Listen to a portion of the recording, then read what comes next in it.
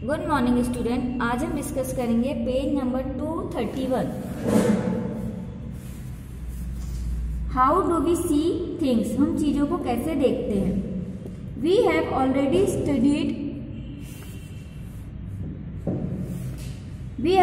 Studied in previous classes that objects that emit light on their own are called luminous objects and the ones that don't are called non-luminous objects.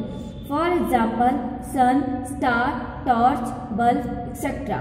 are luminous objects and chairs, tables, books, etc. are non-luminous objects. देखिए, इससे पहले हम पढ़ चुके हैं कि किसी भी ऑब्जेक्ट जो ऑब्जेक्ट लाइट एमिट करते हैं, मतलब लाइट उनसे लाइट निकलती है, तो जो लाइट एमिट करते हैं वो क्या कहते, they are called luminous object. और जो लाइट एमिट नहीं करते उनको कहते हैं नॉन ल्यूमिनस ऑब्जेक्ट। तो they emit light luminous object and they do not emit light, they are called non luminous object. ठीक, तो ल्यूमिनस के ऑब्जेक्ट के एग्जाम्पल हो गए सन, स्टार, टॉर्च, बल्ब। और नॉन ल्यूमिनस के हो गए टेबल, बुक, चेयर, ये सब नॉन ल्यूमिनस। हमारा जो ल्यूमिनस बॉडी है are the source of light. Luminous body से ही लाइट का सोर्स है, हमारी ल्यूमिनस बॉडी ही सोर्सेज ऑफ द लाइट है। Non luminous body can be seen only in the presence of luminous body. जो नॉन ल्यूमिनस ऑब्जेक्ट को हम तभी देख सकते हैं जब वो किसकी हेल्प से, ल्यूमिनस बॉडीज की हेल्प से। अगर वहां पर ल्यूमिनस बॉडी है तभी हम नॉन ल्यूमिनस ऑब्जेक्ट को देख पाएंगे। When the light coming from the luminous body strike and get reflect from a non-luminous body, it enter our eyes. These rays of light fall on the retina at the back of our eye, from where they reach the brain through nerve. The brain interrupt the image formed on the retina, enabling us to see the object.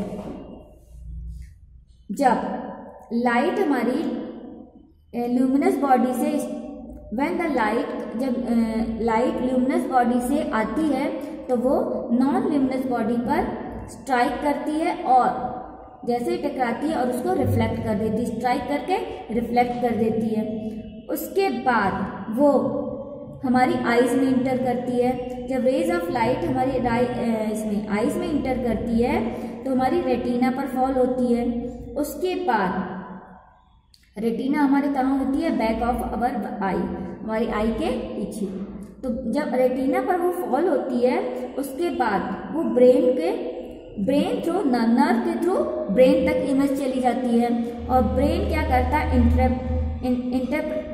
Interpret करता है कि वो किसकी image है। जब वो interpret करेगा वो किसकी इमेज है, उसके बाद रेटिना इनेबल हो जाती है to see the object. Retina उस ऑब्जेक्ट को देख पाती है। तो सबसे पहले ल्यूमिनस जो बॉडी होती है वो लाइट एमिट करेगी। वो लाइट हमारी कहाँ पे पड़ेगी, नॉन ल्यूमिनस बॉडी पे स्ट्राइक होगी और रिफ्लेक्ट होगी। रिफ्लेक्ट होकर हमारी आईज पे आएगी। हमारी आईज पे क्या आने के बाद वो रेटिना पर फॉल होगी। रेटिना जस्ट हमारी आई के बैक में होती है। उसके बाद वहाँ पर नर्व्स होती है, नर्व्स ले जाके ब्रेन को दिखाती है वो इमेज। ब्रेन इंटरप्रिटेट करता है कि वो किसकी इमेज है। जब वो इंटरप्रिटेट करेगा रेटिना, उसके बाद रेटिना वो उस इमेज को सी करके हम समझ पाएंगे कि वो किस चीज की इमेज है। We see the luminous object from the light it emit and the non-luminous object from the light it reflect.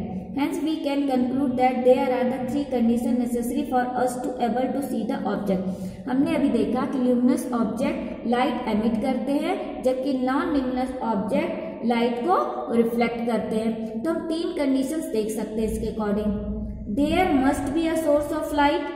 The light must strike the object. The light must be reflect from the object to the eye. अब तीन तरह से हमने देखा। First कि जो object होता है ये या तो सोर्स ऑफ लाइट है मतलब ल्यूमिनस है, या the light must strike the object, light object को स्ट्राइक करेगी, या फिर लाइट ऑब्जेक्ट से रिफ्लेक्ट हो जाएगी। Reflect from the object to the eye, कहाँ पे आई पे। तो तीन कंडीशन हुई। सबसे पहले ल्यूमिनस बॉडी ने लाइट एमिट कर दी, नॉन ल्यूमिनस ने उस लाइट उस पर पड़ी, उसने उसको स्ट्राइक हुई और स्ट्राइक होके वो रिफ्लेक्ट कर दी लाइट, और वो रिफ्लेक्टेड रेस हमारी आईज पे आई और हमारी आईज ने ब्रेन के हेल्प से उसको इंटरप्रिटेट कर लिया। ब्रेन ने इंटरप्रिटेट करके हमारी रेटिना को बता दिया। Multiple images. अब मल्टीपल इमेजेस कैसे बनती हैं?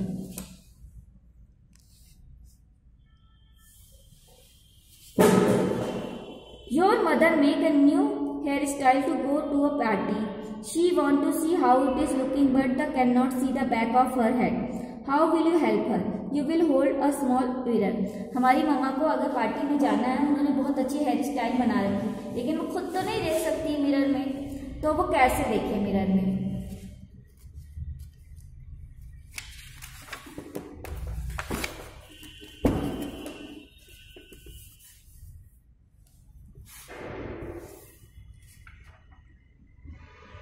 You will hold a small mirror at the back of her head so that she can see her hairstyle in the mirror in front of her.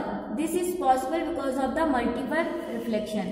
हम क्या करें, एक छोटा सा मिरर और लाएं और उनके हेड के पीछे रख दें, तो जो इमेज छोटे से मिरर में बन रही है हेयर स्टाइल की, वो सामने जो माँ के सामने जो मिरर रखा है उस पर रिफ्लेक्ट होके बन जाएगा।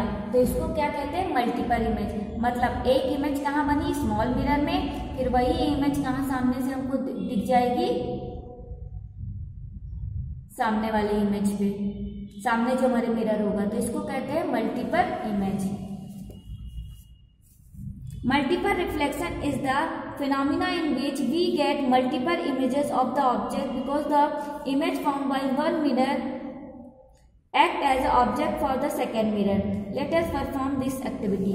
अभी देखिए ये बना हुआ है, ये देखिए इसका, ये इसकी इमेज यहाँ बनी, फिर ये क्या होगा, इसने इसको रिफ्लेक्ट कर दिया तो यहाँ भी बन गई।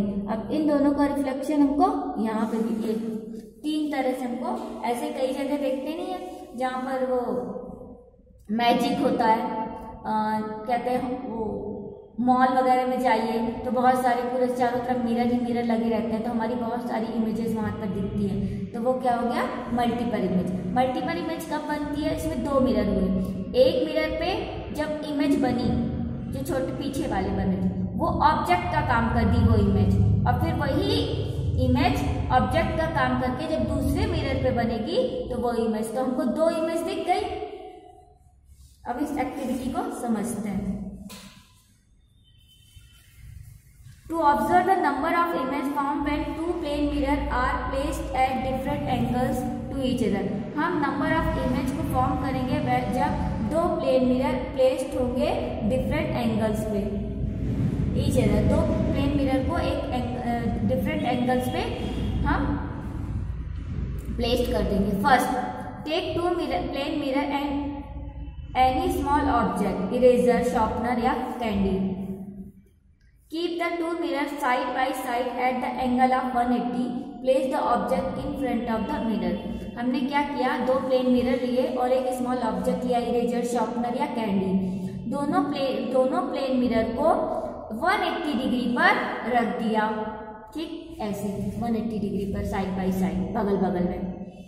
अब हम क्या देख रहे हैं? इस पे इमेज देखेंगे। Now place the mirror at different angle. अब हम क्या करेंगे? डिफरेंट एंगल्स पे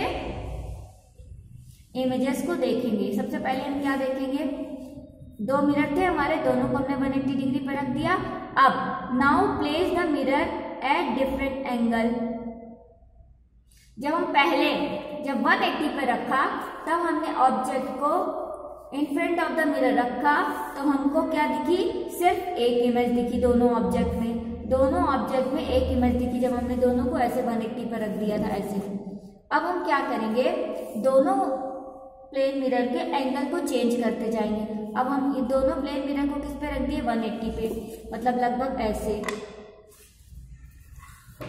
तब हम वहां पर नंबर ऑफ इमेज देखेंगे, फिर 90 ऐसे रख देंगे, फिर इमेज देखेंगे, फिर 60 पर रख देंगे, फिर इमेज देखेंगे, फिर 30 पे रख देंगे, फिर बिल्कुल पैरेलल रख देंगे ऐसे, तब इमेज देखेंगे और उनकी नंबर ऑफ इमेज यहाँ पर नोट डाउन करेंगे। From activity 14.3 we can state that on increasing the angle between the two reflecting surface the number of images increase. The number of images formed by the mirror angle can be calculated by using the formula. हम देखेंगे जितना angle हम बढ़ाते जाएंगे दोनों plane mirror के बीच का, between the plane mirror, the image हमारी इंक्रीज होती जाएगी। तो जितना हम एंगल को डिक्रीज कर रहे हैं, देखिए एंगल हमने 180 से 120 कर दिया, फिर और 90 कर दिया, तो हम क्या करें, एंगल को डिक्रीज करेंगे। तो एंगल को डिक्रीज करने से नंबर ऑफ इमेज हमारी इंक्रीज होती जाएंगी। एंगल घटाएंगे तो नंबर ऑफ इमेज बढ़ती जाएंगी। तो जितना कम एंगल उतनी ही ज्यादा इमेज बनेगी। तो देखिए इस फार्मूले से कैलकुलेट कर सकते हैं।